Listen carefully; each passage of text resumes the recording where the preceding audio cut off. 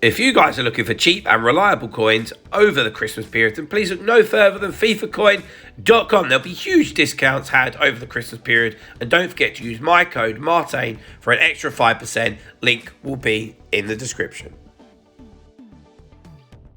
Hi guys, Martain88 here and welcome back to another Eafc 24 video. And today, in preparation for Team of the Year to try and help you guys win more packs leading up to it, we're having a look at some custom tactics. It's the 4-3-1-2, okay, which is a formation that I've played a lot over the past few years, and I could argue it's probably my number one. I've been playing a lot of 4-4-2, but this is probably my number one formation. So without further ado, let's get into it, see how it works, and see if it's a formation that would suit you. So that's what it's all about. It's not necessarily the tactics are good or bad, it's all about you, whether they suit you and whether you understand them and can use them basically. So for starters, 4-3-1-2 is a very, very, very aggressive formation. It's the kind of formation to use if you want to have fun, take the game to your opponent, try and score goals and try and win the games. If you're somebody that likes to sit back and counter-attack and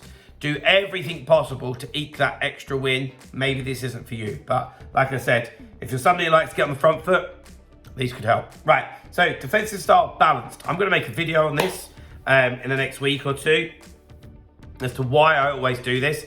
And I'm gonna show you how I put an insane amount of pressure on opponents without using one of these, okay? And I've got many coaching clients that do exactly the same.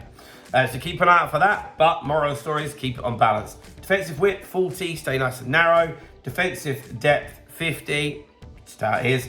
Build up play balance and chance creation, direct passing. Those for me just never changed.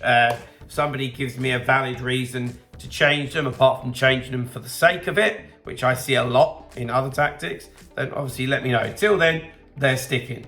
Offensive width, 60. This can be quite a narrow formation. You're really looking to overpower the opponent in the middle of the pitch. So we just widen it up ever so slightly, just because we do still want to use the wide areas. So putting up 60 just helps with that. Players into the box, 8. Like I said, it's very aggressive formation, very attacking.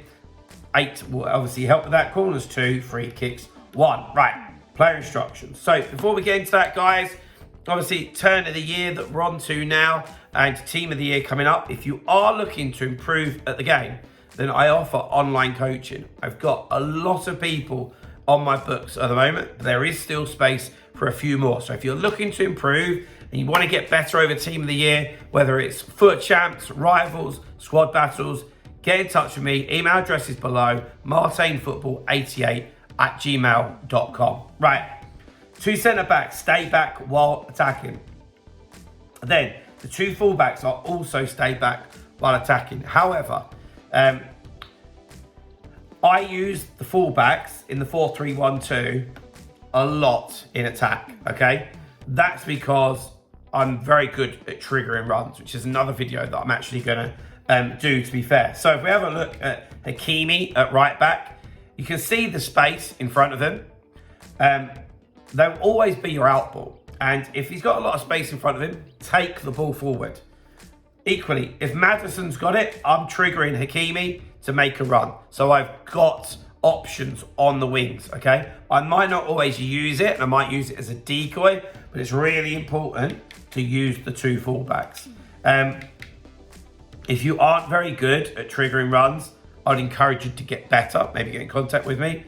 You could try overlap, but I'd encourage you to learn how to trigger the runs, would be much better so you don't leave a big gap.